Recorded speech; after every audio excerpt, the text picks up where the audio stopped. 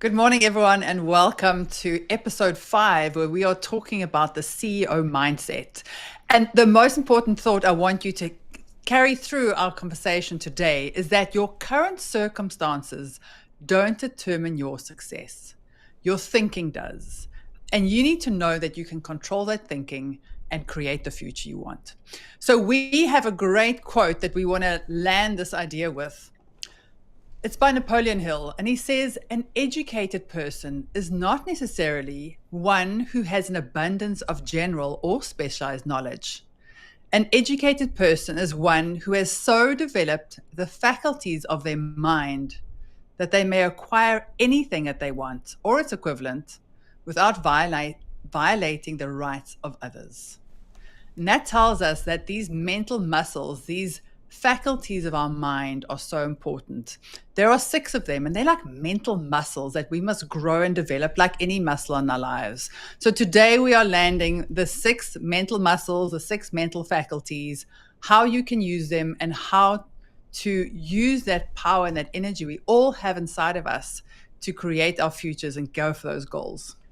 Yes, Good very morning, exciting. And Francis. this is one of we call this lesson thinking into results. That's a program we do, and this one's called thinking into results. So it's really learning about the trick of staying in charge no matter what the circumstances, like you said. And that's so cool because I don't think that I mean, I've never been told at school how to use my mental faculties. And when you really think about it, these 6 mental faculties, the more we strengthen them, the better results we have in our lives. So, because one thing that we want to share also is that most people, they're not necessarily living in the right way. They're living from the outside in. So what's happening is that they have the results and they look at the results, they don't like the results, and because of that they have certain thoughts, and that usually could be negative. So you can think about love, business results of the revenue or expenses, name it, everything. You're looking at the outside and that makes you think in a certain way. And the fact is that we've been trained this way. You look at schooling system, you're gonna have the grade, and then if you have A, you're a good student. It makes you even as an identity who you are. So now it goes very deep in our subconscious, which creates a whole different type of paradigm. And after we have our thoughts, we start to feel in a certain way, and depending on how we feel, we have some actions. And I'm sure you've heard many times, "Oh, I don't feel like it." Automatically, if we know that somebody says, and we mentioned that in a previous episode, if you don't feel like it, it's not even you. It's most probably a paradigm, and you're actually letting something outside of you dictate how to create. And so really the best way that we want to teach you today with these mental faculties are a way to live from the inside out. So that means that no matter what circumstances are happening in your life, you're gonna create these thoughts, even if it looks yucky on the outside. If the sales are low, or the P&L, the profit are low, you don't let that dictate who you are or the decisions you're gonna make. You're gonna have thoughts that are creating feelings, actions, and results. So I'm curious about what you think about that. Yeah, it's so powerful what you just said, because I think that idea of living from the inside out is so important. And it's actually really hard, right? Like, it's a simple concept to hear, but just thinking about, if you don't feel like it, or if you got bad news or a bad result, that so easily affects how we think and how like our whole day unfolds, or how everything unfolds, how we move forward.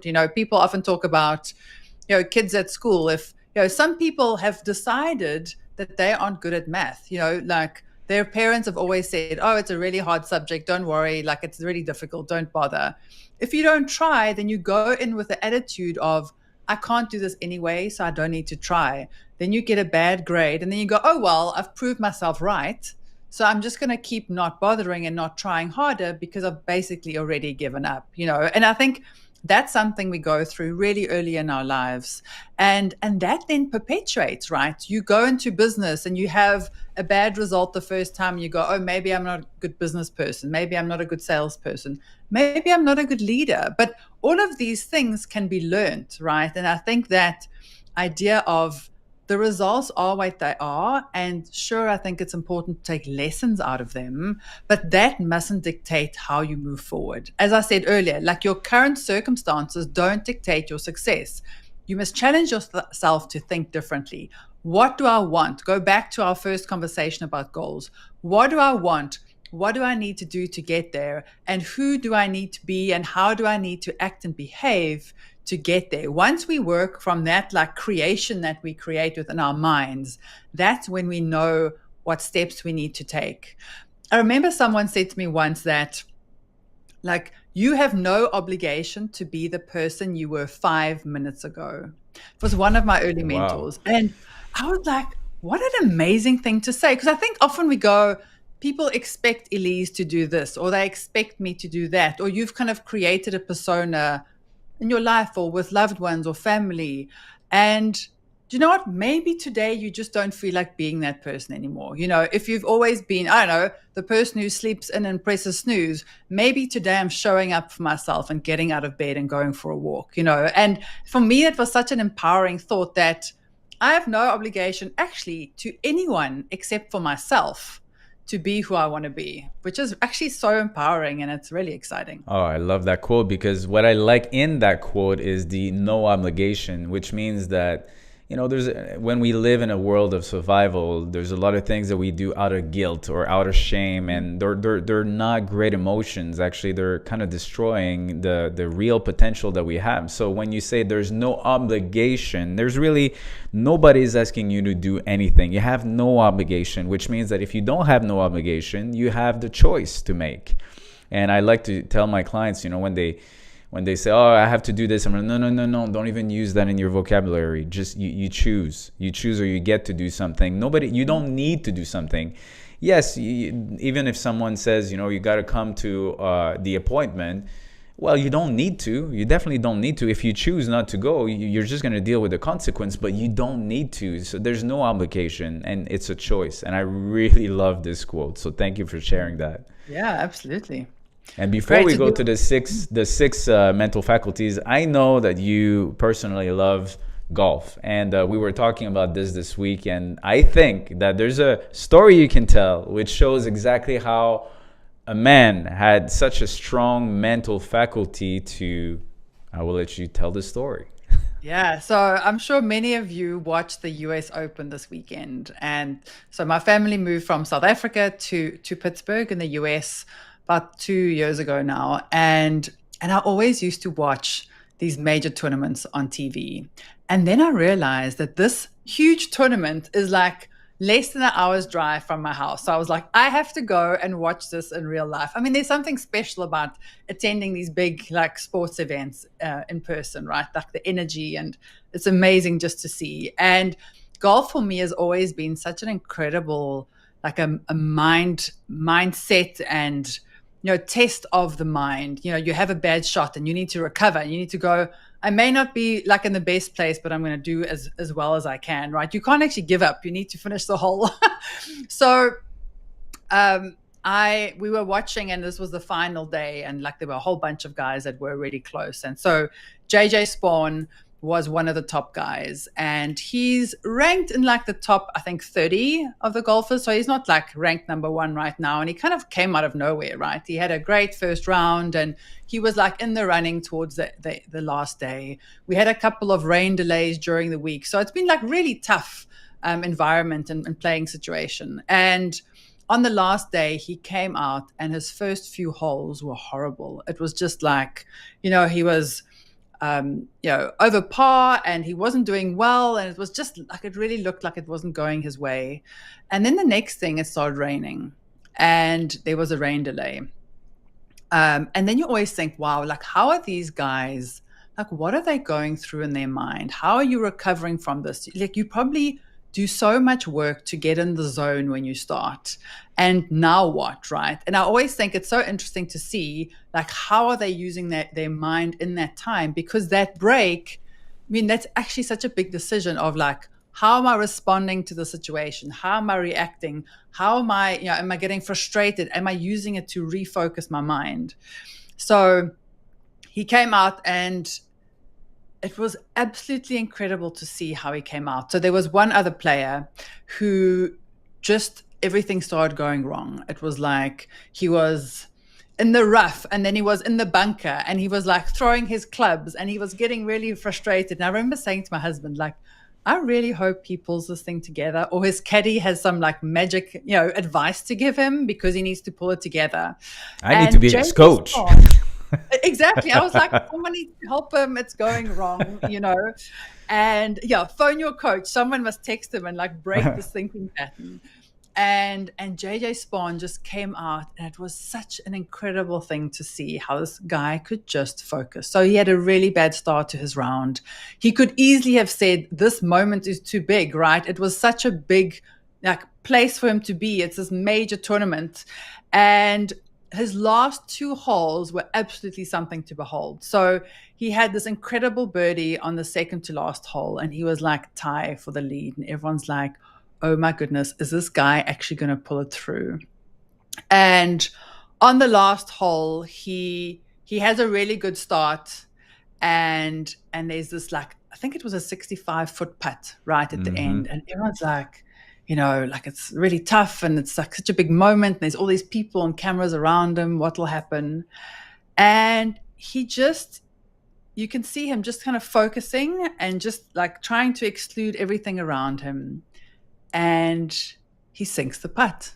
He sinks this incredible putt, and everyone's like, there is no way. Like, it's just, that was so exciting to see. And for me, it was such a great example of how like your mindset is like the determining factor of your success. Hey, that other guy was a really good example of getting frustrated, getting upset, getting everything, like you could just imagine what was going on in his mind about the frustration, everything going wrong.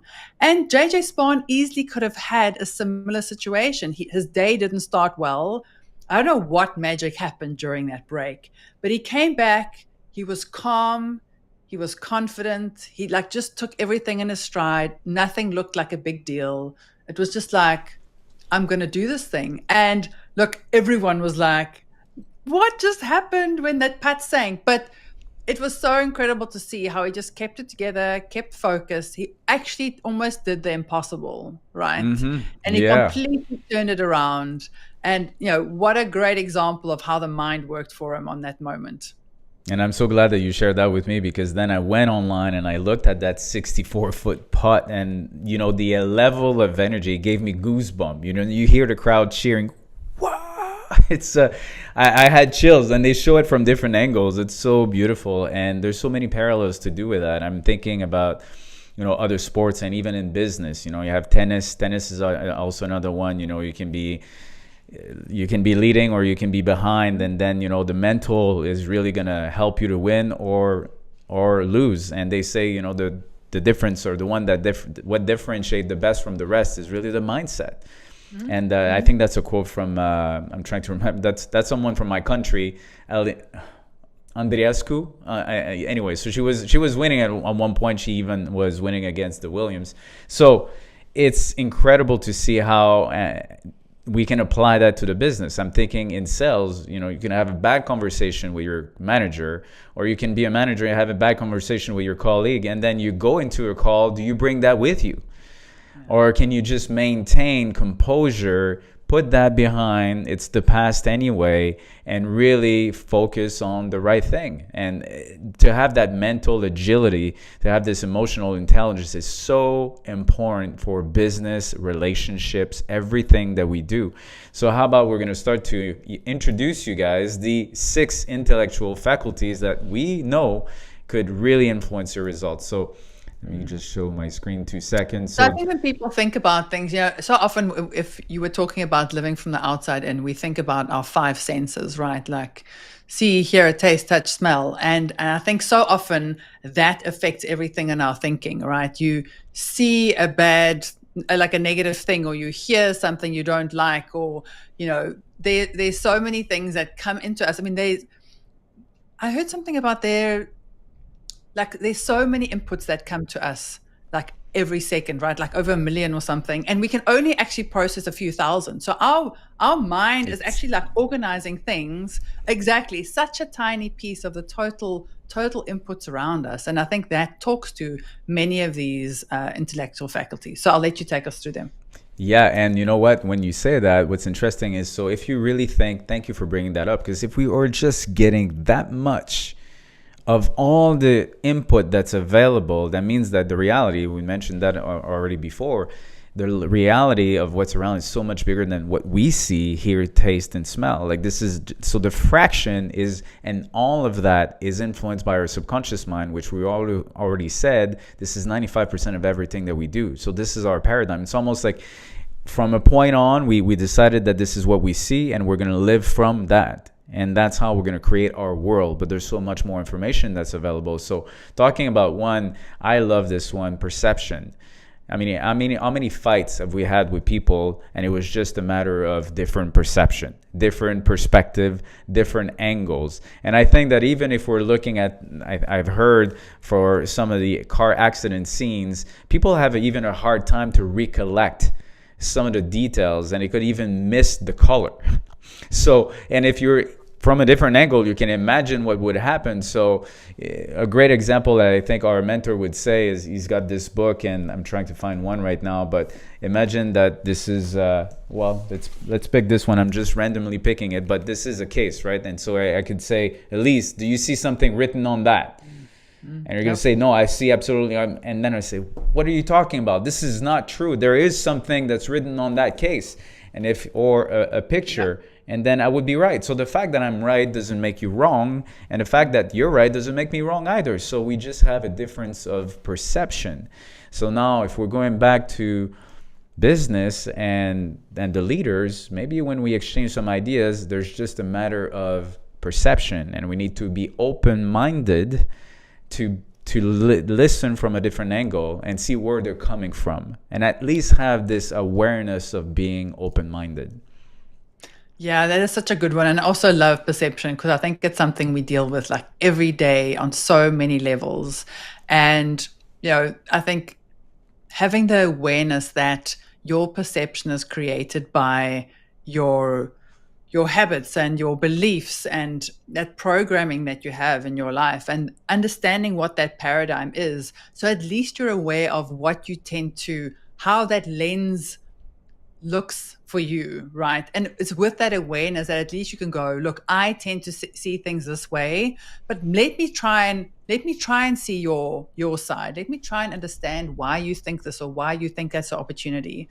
And that's such a powerful thing, is when you can realize that, look, I do tend to default in a certain way. However, it is so valuable seeing other people's perspectives. As you say, the case, or, with a writing or without, they both are correct. And it just shows you that, there is no black and white, right or wrong. It's what is the opposite, and how can I use that to my advantage, and how can I realize that there is so much more out there. So, being aware of all of these other perspectives makes it so much richer, and makes your experience richer, right? Just knowing how other people experience life. Yeah, and one perception that is so important to work on, and we will talk about it in the next episode, is self-image. So the perception of ourself. So we have an outside image, and we have the perception that we have about ourselves, and the way that we see ourselves dictates a lot of our behaviors. If I don't see myself as a confident person, I might not even talk to some of the people that I know deep down I should talk to. And I know also you have a great example in your own current life lately of someone that had different perception of himself. And by switching or shifting that, it created new results. Yeah. So this is a client I'm working with, and so he's a third generation business owner, and he took over this business from his grandfather and then his dad, and it's like a very technical business, and he doesn't have that skill set. So he came in, and you talk about self-image, and he was like, am I the right person? I don't have the skill set. But, I always believe that the CEO doesn't have to be the technical specialist. You must surround yourself with the right people and know what you bring to the table. No one can do everything, right? So you must understand your strengths and your opportunities, and then fill in for those weaknesses and have a great team around you. So those are things we've been speaking about for a long time. And he had one of his general managers in the team that was very senior and had a lot of experience in this industry that they work in. And my client was so excited about taking over this business because he had really big dreams, right? So we were setting these amazing goals, and the business had kind of been a little bit stagnant for a while. So he was like, I want to grow it and I want to expand our product offering, and doing really intentional work with him and his team. And I said to him, look, there was always this worry about this general manager not supporting him. And I said, look, I think it's okay to try and help and get people along with you. But I said, you can make that effort and try and get him to align with you. But if he's not going to align, he will always be a block. And I think it's an important lesson for all of us, right? We need everyone to row in the same direction. Because if there's someone's energy that is against the plan and doesn't want to participate and is always negative, it's going to bring down everyone else, right? So we've been a little bit worried about him, and his mastermind group was always also saying, look, we're concerned about this guy. And one day we asked the question and we said, what if he leaves? And he was like, Elise, I can't deal with that right now. I don't have the skill set, and what am I going to do?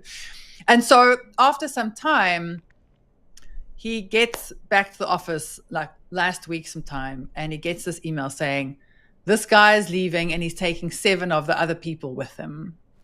And he was big shift, big change. He was like, oh, what now, right? The worst thing that he was so worried about happened. He phones me. He's like, it happened. We spoke about it and it happened. And I just said to him, I know it's scary right now, but let's just think about what are the good and what are the bad, right? Every situation has an opportunity in it. So I acknowledge that it's very scary and you've lost some skills. What is the opposite of that? What is the opportunity in this? And at first he was like, you're always trying to be positive. I don't feel like thinking about this right now. I was like, that's fine. But what does this mean? Is there budget available to get new people? Is this an opportunity to get incredible people that have energy and drive and the vision that you have? What are all those opportunities? Now you have headcount available to start this new product line. And as we were speaking, he was like, okay, I'm going to take a day or so just to kind of process what happened. And within a couple of days, he had found this incredible new general manager who, since I actually spoke to you, has accepted the position and has already started influencing the team. He officially starts in 2 weeks.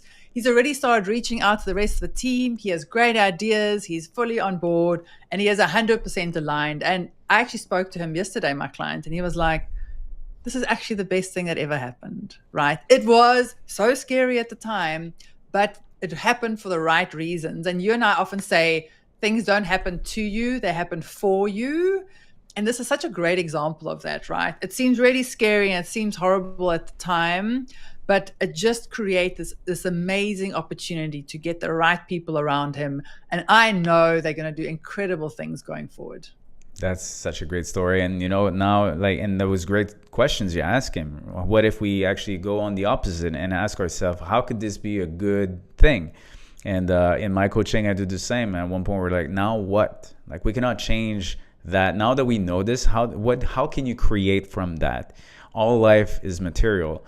And another thing that I always say, all events are neutral, really. I mean, at the end of the day, they're all neutral. It's the fact that we say it's good or bad is just based on our perception. From someone that would be, oh, you lost your job, you're so lucky, you can do anything you want, great. And another person, oh, I just lost my paycheck and now I don't feel secure. And that's instead of also thinking that, oh, I can actually now focus on what I really love. And how many of us have made the switch from, we don't know what we don't know sometimes. We go from one company to another and we realize, wow, I was missing so much of the goods that I was not even aware of. And so perception is such a great tool. That's one of my favorite, because we can always And actually, Bob, I know Bob has a great exercise is to put the problem on the middle of the table and kind of sit in different chairs to see how can I see this problem from different angles. And just the fact that you physically do that, I think helps us to see, oh, I can see this issue as maybe an opportunity, or I can see that maybe there's a lesson underneath that I needed to learn in order to grow. It reminds me of one of my clients, something just kind of the same thing, like path. Everything changed. The suppliers can do it. Now he had to find a new solution, and he realized that he was actually not even optimized or efficient in the way that it was dealing with his suppliers. And so now he had to change that. And after that, he was able to take it from a different level. So, and he's a great example to say, good or bad, is this good or is this bad? I'm going to choose that this is good. So that's perception, definitely a great one. Reason, I think, the fact that we say thinking into results, I think it's just a way of saying I have the capacity to think. And my thinking has an influence on my results. So what type of thinking am I involved now in? And what am I emotionally involved with? So using our mind to reason in a different way. And maybe the way I interpret it is putting the feelings aside for a moment and just kind of look at it objectively. Think about it. Don't be emotionally involved with it, but just really think about it. Another one, and we looked at memory for the example of the golfer, right? You could remember all the bad shots that he had in the past, and I remember you even told me he didn't have a really good straight win in the rain. But now imagine it's raining. He had 5 bad shots. It rained, and the last time it rained, it didn't do good. So you had to really kind of forget. Using your memory to don't remember those things, don't put it into your subconscious mind, and choose with your different thoughts. And before I ask you a little bit about your opinion on all this, I want to introduce the will, because the will is so important. This is not the motivation. It's the will is the exclusion of all things that are around you and really focus on one thing. And I think your example was a great way of, I'm going to focus on what I know I'm doing good. I'm going to focus on the right thoughts. And I'm going to create something new. So I'm not going to remember. And you can use actually memory in good ways. You can remember wins that could help you to feel really empowered and have some gratitude about the things that you've done in the past. And so all of these, like we're starting to see that these intellectual faculties are so powerful, especially when they're mixed together. Another good way that we can take a look at memory, it's been said by How to Win Friends and Influence People by Dale Carnegie, names are the best, sweetest melody to everyone's ear. So remembering names, you can have an impact just if you're interfacing with customers all day long. If you remember their names and every time you introduce yourself, oh, that's nice meeting you, Elise. How can I help you? Just that alone, remembering, can have a big impact on your business. Yeah.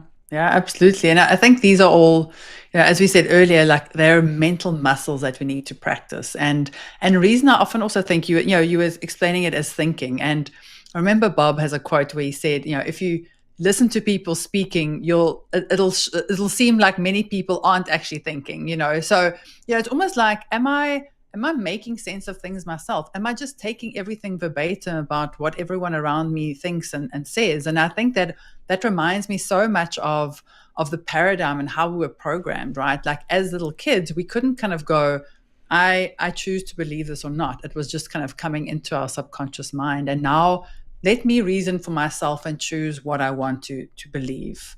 As memory, as you said, like, so many people go, oh, I'm bad at remembering numbers, or I'm bad at remembering names. Like, if you've chosen that you're bad at it, then you will be bad at it, right? So make the effort, have a connotation, have a clever way of remembering someone's name. And again, like the more you do it, the more you will like excel at it. And focus, as you say, I think so many of us, we easily get distracted by so many different things. It's like, the shiny object syndrome. And I think it's so important to have the will of focus. And, people use mindfulness practices or meditation or, various techniques to teach their mind to focus. And I think that's such a good thing because you need to be able to, focus on that goal, know that it won't happen on day one. But if you stay focused on it, the how will come to you, because we know that our minds look for what we want, right? We spoke about all the inputs we get every day. Your mind will go looking for evidence for what you believe. So if you know that you want to get to this goal, your mind will then select the information you need for that to become a reality.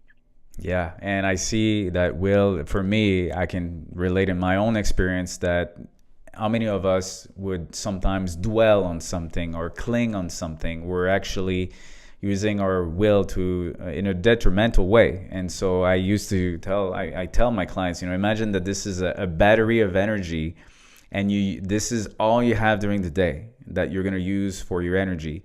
So where in that, and you can focus on the wrong things and you dwell on the wrong things, how much of that energy are you using and focusing on during the day? And I ask them a percentage, and sometimes they come up with like, well, I've been thinking about that 60% of the time. So it's an energy leak. And this is an energy that you can use for creation. So by focusing on a wrong thing or dwelling, being in that space, it's like if you see it as a leak and as something that's consumed, then there's not much left for creation and really focusing on the right things. And that could be, oh, my sales are bad, the revenues are down, again, at the outside, and what am I going to do now? Starting to be more in survival mode as opposed to be in abundance mindset or growth mindset, and say, okay, this is the past. How can I reason? How can I come up with new ideas? Which leads now to the other one, imagination. How can we use our imagination and think about ways where we can actually grow the business? And our language is very important. Bob would say, don't think about getting out of debt. Think about abundance. And there's a great exercise that we give to our clients, which is called 333, a story of a person that because wanted to help some of the residents in a place in Ontario, Canada, after a hurricane. They said, we want to help raise $3 million. We have 3 hours to come up with the solution, and it needs to be implemented in 3 days. And the exercise was, I don't want to hear about anything of the reasons we can't. I just want to hear everything. Like, let's do a little chart. On one side, the reasons why we can't. The other one, the reason why we cannot. I don't want to hear all these reasons. Let's focus on the reasons we can. And the exercise made it happen. It looked impossible in the beginning, and they raised $3 million in just a short session of 3 hours and implemented in 3 days. And so they really came up with great ideas with their imagination.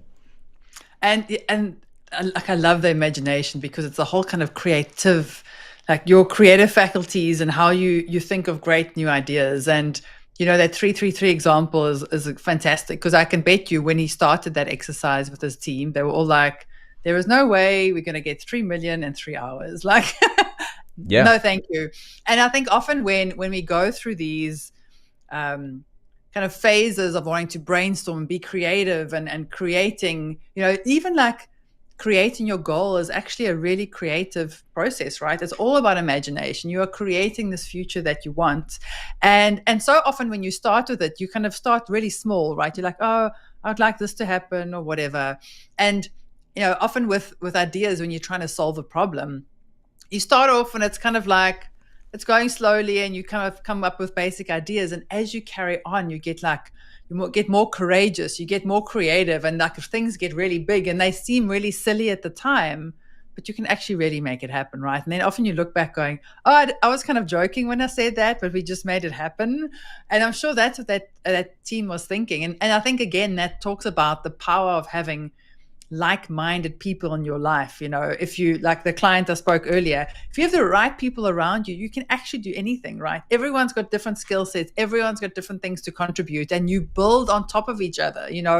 Someone may be really good at coming up with an idea, someone else may be good at implementing and executing, and that's when you kind of leverage each other's strengths, and that's what creates this kind of exponential thinking and exponential growth, right? Like, if you only think about you and your skill set, there's limitations. But if you surround yourself with the right people that are additive to you, like, the sky's the limit.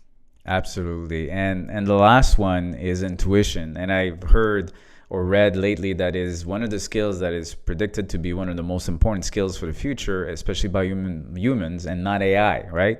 And so I remember years ago, I think it was 2018 or 19, I went to an intuition course by Mind Valley, and it's incredible to see what we are capable of just by using our intuition. And again, that's a muscle. We were basically tuning into different types of colors and metal and smells to kind of fine tune our senses, and then we would kind of try to imagine like what the person would put in their hand.